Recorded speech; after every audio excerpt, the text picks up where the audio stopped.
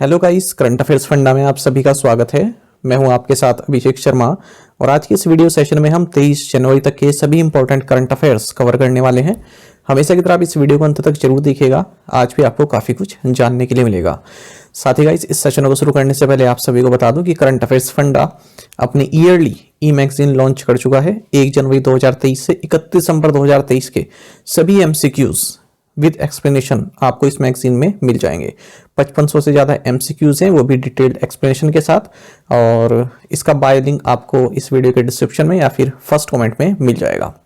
One stop solution है, किसी भी एग्जाम में जहां पर भी करंट अफेयर्स आते हैं वो आपको इसी हमारी मैगजीन से कवर हो जाएंगे और स्टैटिक जीके की भी पीडीएफ आपको इसमें प्राप्त होती है। तो लिंक वीडियो के डिस्क्रिप्शन में दिया गया है, आप बाय कर सकते हैं। चलिए आज का क्वेश्चन देख लेते हैं, उसके बाद फिर शुरुआत करेंगे आज के सेशन की। इसका आंसर आपको अभी कमेंट बॉक्स में करना है। World number 1 tennis player Iga Swiatek is from which country?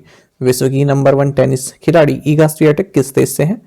Options देखते हैं, पोलैंड, रशिया, जर्मनी या फिर स्विट्जरलैंड। जल्दी से आंसर कर दीजिए, फिर हम आगे बढ़ते हैं। और इस तरह क्वेश्चन से यदि आप प्रैक्टिस करना चाहते हैं तो हमें टेलीग्राम पर जरूर फॉलो करें। करंट अफेयर्स फंडा नाम से हमारा टेलीग्राम चैनल है।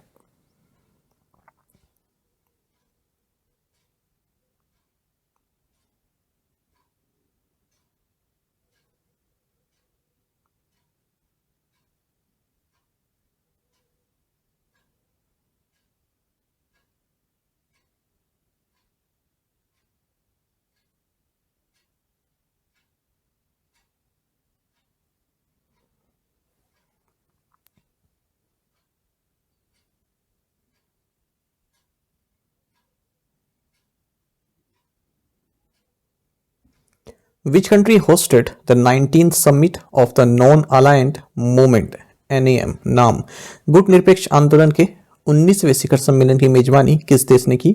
ऑप्शंस आपके सामने है। सही आंसर ऑप्शन सी है, युगांडा।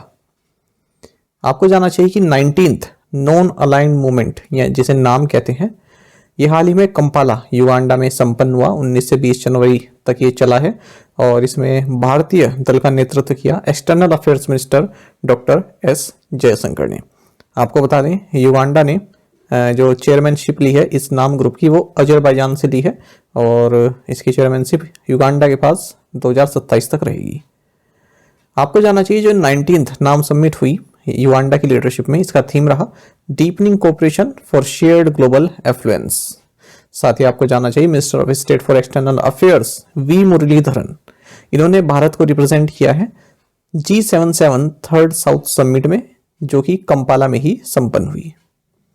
थोड़ा सा नाम के बारे में जानकारी प्राप्त कर लेते हैं। देखिए, इसकी स्थापना 1961 में हुई थी बेलग्रेड यूगोस्लाविया में। अच्छा, इससे पहले 1955 में एक बांदू कॉन्फ्रेंस हुई थी, तो उसके प्रिंसिपल्स पर ही ये आधारित है। नाम जो मूवमेंट है ये नॉन अलाइंड मूवमेंट, और इसके जो जनक हैं ये president of Yugoslavia Joseph Broz Tito, president of Egypt Gamal Abdel Nasser, prime minister of India Jawaharlal Nehru, president of Indonesia Sukarno and president of Ghana Kwame Nkrumah, ये रहे हैं।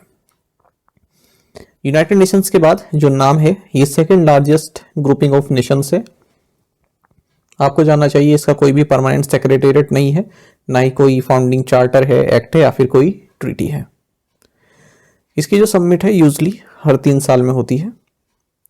फिलहाल नाम में 120 कंट्रीज शामिल है, 53 अफ्रीका से, 39 एशिया से, 26 लैटिन अमेरिका एंड कैरिबियन और 2 from Europe.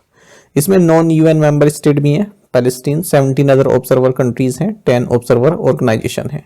India, Venezuela, Iran, South Africa and Saudi Arabia, ये काफ़ी इन्फ्लुएंशियल कंट्रीज हैं जो इसमें शामिल हैं, जबकि चाइना, रशिया, ब्राज़ील, इन्हें ऑब्जर्वर स्टेटस प्राप्त है। अच्छा, जो ये टीटो रहे, इन्हीं की इनिशिएटिव पर जो फर्स्ट नाम सबमिट हुई थी ये 1961 में हुई थी बेलग्रेड में, जो कि कैपिटल है यूगोस्लाविया की। Who has been appointed as the Director General of the सशस्त्र सीमा बल SSB? सशस्त्र सीमा बल के महानिदेशक के रूप में किसे नियुक्त किया गया है? ऑप्शंस आपके सामने है। सही आंसर ऑप्शन डी रहेगा, दलजीत सिंह चौधरी। देखिए, senior IPS officer Daljit Singh Chaudhary, इन्हें सशस्त्र सीमा बल का डायरेक्टर जनरल अपॉइंट किया गया है। 1990 बैच के आईपीएस ऑफिसर हैं उत्तर प्रदेश कैडर के। फिलहाल central reserve police force CRPF में स्पेशल डायरेक्टर जनरल है। आपको जानना चाहिए इनकी जो अपॉइंटमेंट की गई है वो 30 नवंबर 2025 तक के लिए की गई है। The 9th addition of the पके पागा hornbill festival was celebrated in which state? पके पागा हॉर्नबिल फेस्टिवल का 9वां संस्करण किस राज्य में मनाया गया? सही आंसर ऑप्शन डी रहेगा अरुणाचल प्रदेश। आपको जानना चाहिए पक्के पागा हॉर्नबिल फेस्टिवल का 9th एडिशन अरुणाचल प्रदेश में हुआ है। यहाँ का स्टेट फेस्टिवल है और पक्के केसांग डिस्ट्रिक्ट में आयोजित किया गया। ये वाइल्ड लाइफ कंजर्वेशन से संबंधित है, खासकर कि हॉर्नबिल्स के कंजर्वेशन से संबंधित। ये जो पूरा एरिया है जहाँ पर ये फेस्टिवल मनाया जाता है ये नीशी ट्राइब का एरिया है। नीशी आपको बता दें अरुणाचल प्रदेश का लार्जेस्ट ट्राइबल ग्रुप है और इस फेस्टिवल का थीम रहा है डुमोटो डुमोटो पागाहम डुमोटो। मतलब इसका मतलब है नीशी लैंग्वेज में let our hornbills remain. Which state organized traditional buffalo fight Moh Juj? किस राज्य ने पारंपरिक बफेलो फाइट मोह जूझ का आयोजन किया? सही आंसर ऑप्शन ए रहेगा आसाम। देखिए ट्रेडिशनल बफेलो फाइट जिसे मोह जूझ बोलते हैं ये 9 सालों के बाद आहतगुरी में आयोजित की गई माघ बिहू के मौके पर। ठीक है, अगर स्पेसिफिकली बात करें तो असम के मोरीगांव डिस्ट्रिक्ट में। बफेलो फाइट्स के अलावा बुलबुल बर्ड फाइट्स भी यहाँ पर जो है सेलिब्रेट की जाती है माघ बिहू फेस्टिवल के मौके पर। विच स्टेट्स कची करेक गोट जीआई टैग रिसेंटली? हाल ही में किस राज्य की कची करेक को जीआई टैग मिला है? सही आंसर ऑप्शन बी गुजरात है। देखिए कची खरेक जो कि इंडिजिनियस वैरायटी है डेट्स की कच्छ डिस्ट्रिक्ट से, ये सेकंड फ्रूट बन गया है गुजरात से, जिसे ज्योग्राफिकल इंडिकेशन यानी कि जीआई टैग मिला है controller general of patents design and trademarks of India से।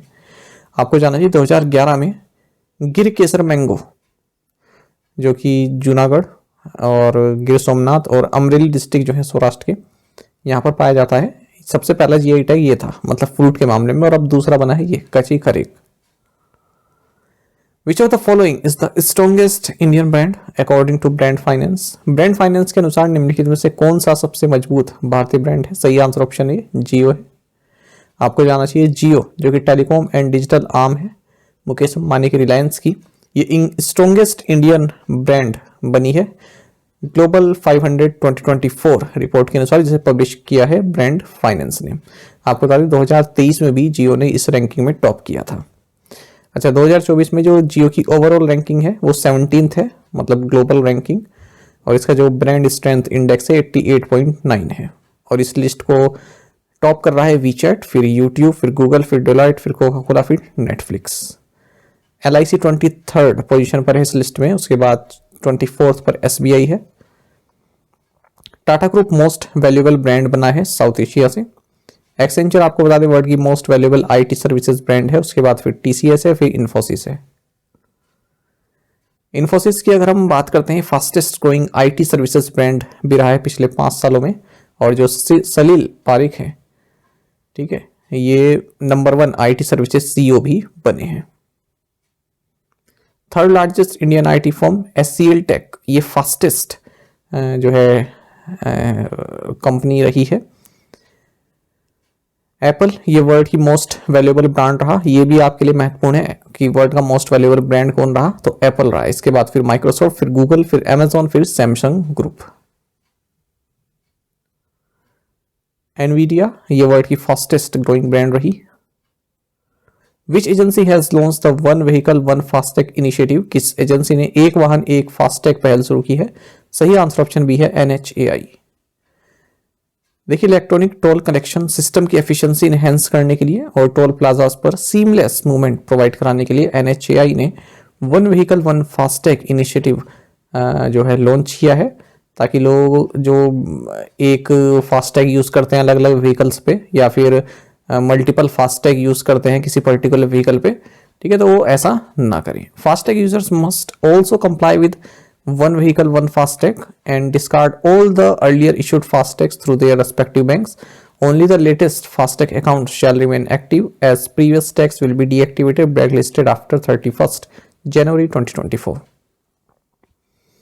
फास्टैग आप सभी को जानना चाहिए कि radio frequency identification technology RFID पर जो है आधारित है, और डायरेक्ट जो व्हीकल मोशन में है तो डायरेक्ट टोल जो है कट जाता है, ठीक है, मतलब ऐसे लाइन नहीं लगती, फिर 5 साल के लिए वैलिड रहता है और 7 डिफरेंट कलर कोड्स में आता है। Which company has formed a partnership with SCL Group for semiconductor assembly and testing? Semiconductor assembly और परीक्षण के लिए किस कंपनी ने SCL ग्रुप के साथ साझेदारी की है? ऑप्शंस आपके सामने है। सही आंसर ऑप्शन बी है फॉक्सकॉन। देखिए फॉक्सकॉन ने एक पार्टनरशिप की है SCL ग्रुप के साथ सेमीकंडक्टर असेंबली एंड टेस्टिंग के लिए। आपको बता दें ये एक ताइवानीज कंपनी है फॉक्सकॉन, और ये इसकी सेकंड पार्टनरशिप है भारत में चिप मेकिंग स्पेस में एंटर करने के लिए। They will set up a outsourced assembly and testing unit. A total of 100 to 150 million US investment यहाँ पर की जाएगी। आपको बता दें लास्ट ईयर अनिल अग्रवाल के जो नेतृत्व वाली वेदांता ग्रुप है उसके साथ भी फॉक्सकॉन ने जो है इंडियन सेमीकंडक्टर इकोसिस्टम संबंधित एक जॉइंट वेंचर स्थापित किया था। Who won the individual gold medal in the men's 25-meter center fire pistol event at the 2024 Asian Rifle Pistol Championship in Jakarta? Jakarta में 2024 एशियाई राइफल पिस्टल चैंपियनशिप में पुरुषों की 25 मीटर सेंटर फायर पिस्टल स्पर्धा में व्यक्तिगत स्वर्ण पदक किसने जीता? सही आंसर ऑप्शन बी है योगेश सिंह। देखिए एशिया ओलंपिक क्वालिफायर्स या फिर आप इसको ये कह सकते हैं एशियन राइफल या पिस्टल चैंपियनशिप, यहाँ पर योगेश सिंह इन्होंने गोल्ड मेडल जीता है इंडिविजुअल कैटेगरी में men's 25 metre centre pistol competition में। जकार्ता इंडोनेशिया में आयोजित हुई। वहीं टीम इवेंट में योगेश, पंकज यादव और अक्षय जैन ने गोल्ड मेडल जीता है। वहीं विमेंस इवेंट में जो इंडियन ट्रायो रही श्रेयसी, मनीषा कीर एंड भाव्य त्रिपाठी, इन्होंने सिल्वर मेडल जीता है। Who inaugurated India's first graphene centre? India innovation centre for graphene at maker village Kochi Kerala. Maker village Kochi Kerala में भारत के पहले graphene centre India innovation centre for graphene का उद्घाटन किसने किया? सही आंसर ऑप्शन ए है एस कृष्णन। देखिए एस कृष्णन जो कि सेक्रेटरी हैं ministry of electronics and information technology government of India की, इन्होंने 2 फ्लैगशिप प्रोग्राम्स लॉन्च किए हैं मेकर विलेज कोची केरल में। पहला है centre of excellence in intelligence internet of things sensors, दूसरा है इंडिया का फर्स्ट ग्राफीन सेंटर जिसका नाम है India innovation centre for graphene. Digital university Kerala and centre for materials for electronics technology Thrissur, ये टेक्निकल पार्टनर रहे हैं इन इनिशिएटिव्स को लॉन्च करने के लिए। Which company claimed the top spot as the best selling smartphone series in 2023? 2023 में सबसे अधिक बिकने वाली स्मार्टफोन श्रृंखला के रूप में कौन सी कंपनी शीर्ष स्थान पर रही? सही आंसर ऑप्शन बी एप्पल है। देखिए एप्पल की जो आईफोन सीरीज है इसने सैमसंग डिवाइसेस को पीछे छोड़ दिया है और बेस्ट सेलिंग स्मार्टफोन सीरीज बनी है 2023 की। 2010 से अब तक सैमसंग टॉप पर चल रही थी। According to estimates by the research firm IDC, the iPhone captured 20% of the global market with nearly 235 million shipments last year. वहीं जो सैमसंग की शिपमेंट रही है 226.6 मिलियन रही है। Which country conducted a test of its underwater nuclear weapon systems named HALE 523? किस देश ने HALE 523 नाम वाली अंडर वाटर परमाणु हथियार प्रणाली का परीक्षण किया? सही आंसर ऑप्शन डी है नॉर्थ कोरिया। देखिए नॉर्थ कोरिया ने एक under water nuclear weapon system को टेस्ट किया है जिसका नाम है हेल 523, और ये इसने हाल ही में जॉइंट मिलिट्री एक्सरसाइज हुई ना south Korea, United states and Japan की, साउथ कोरिया के जेजू आइलैंड में, तो उसके प्रोटेस्ट में इसने मिसाइल जो है टेस्ट फायर की है। नॉर्थ कोरिया की बात करते हैं तो सुप्रीम लीडर यहाँ के किम जोंग उन है, कैपिटल प्योंगयान है, कैपिटल है Korean peoples मॉन। In 2023, which exchange emerged as the world's largest derivatives exchange by the number of contracts traded? 2023 में कौन सा एक्सचेंज कारोबार किए गए अनुबंधों की संख्या के हिसाब से दुनिया का सबसे बड़ा डेरिवेटिव एक्सचेंज बना है? ऑप्शंस आपके सामने हैं। सही आंसर ऑप्शन बी है नेशनल स्टॉक एक्सचेंज NSE।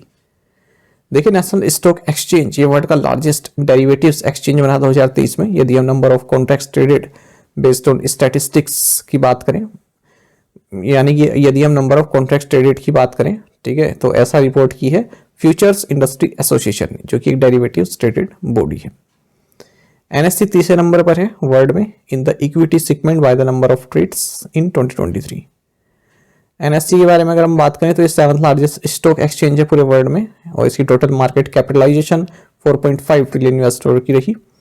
इसका अपना एक इंडेक्स भी है निफ्टी 50 जिसमें 50 स्टॉक शामिल है, और 1996 में इसे लॉन्च किया गया था निफ्टी 50 को। आशीष कुमार चौहान इसके MD एंड CEO हैं।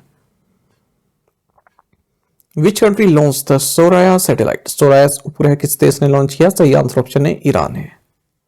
आपको जाना चाहिए इस्लामिक रिपब्लिक ऑफ ईरान ने सोराया सैटेलाइट लॉन्च की है ऑर्बिट में, किस रॉकेट से? क्वाम 100 मिसाइल से, ठीक है, या फिर रॉकेट से।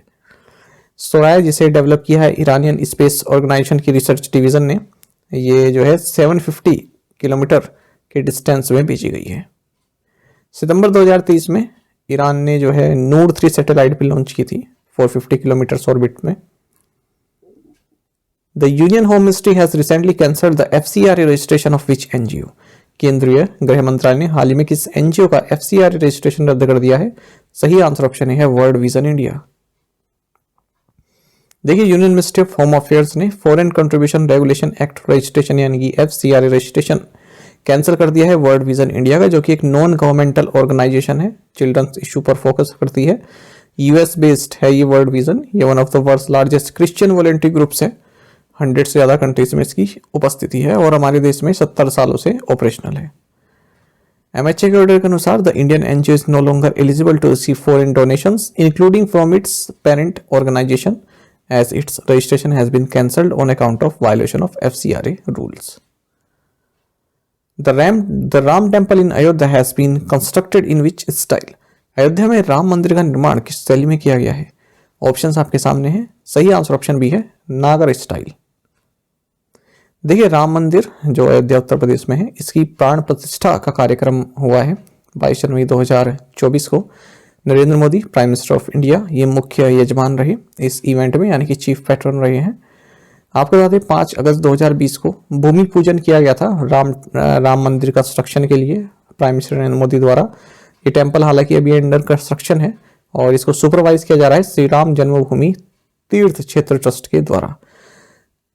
आर्किटेक्ट कौन है इस मंदिर के? सोमपुरा फैमिली, चंद्रकांत बी सोमपुरा और इनके सन आशीष सोमपुरा। किस स्टाइल में तैयार किया जा रहा है? गुर्जर चालुक्य स्टाइल ऑफ नागर स्टाइल आर्किटेक्चर।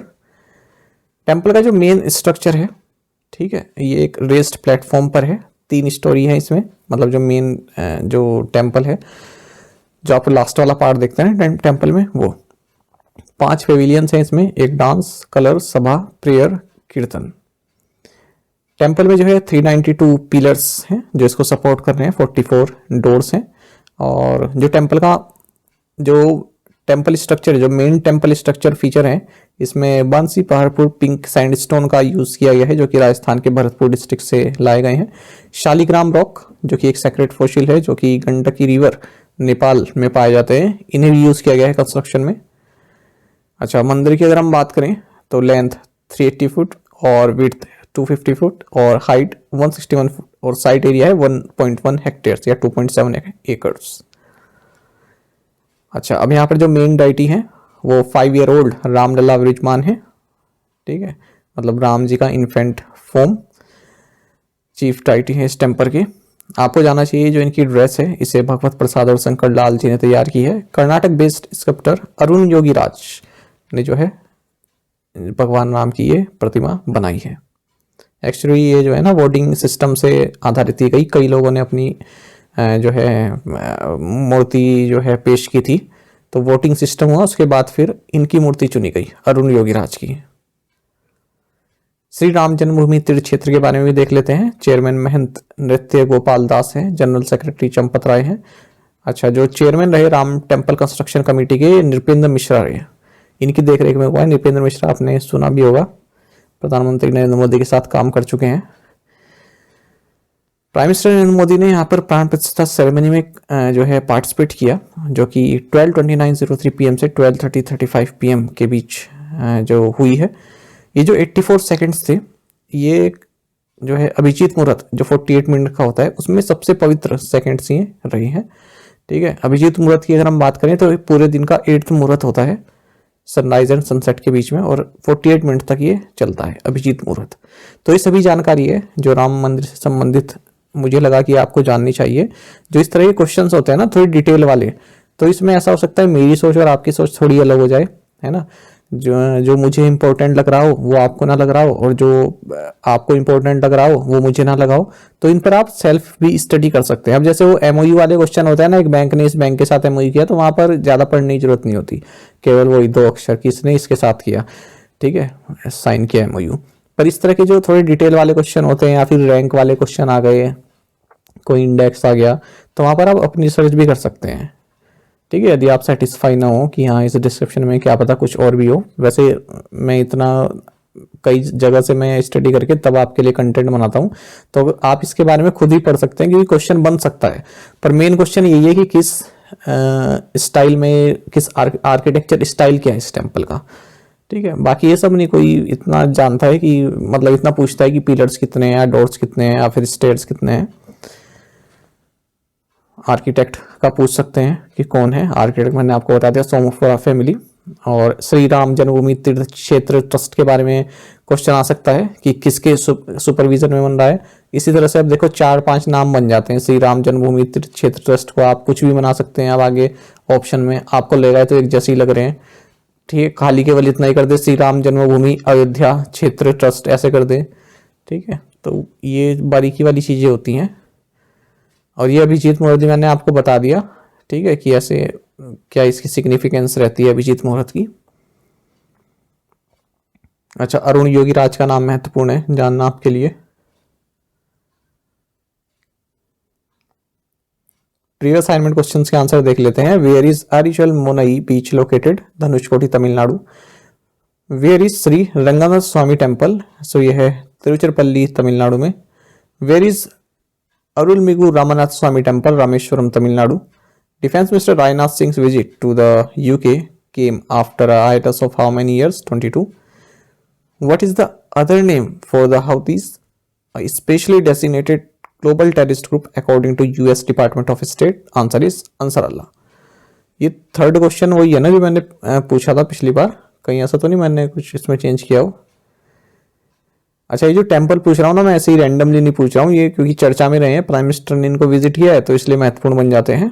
आज के असाइनमेंट क्वेश्चन देख लेते हैं। Where is the Kapil Muni temple located? Where is Kothandarama Swamy temple? Where is Pakke tiger reserve located? Who recently become the first Indian since 1989 to defeat a seeded player at a grand slam?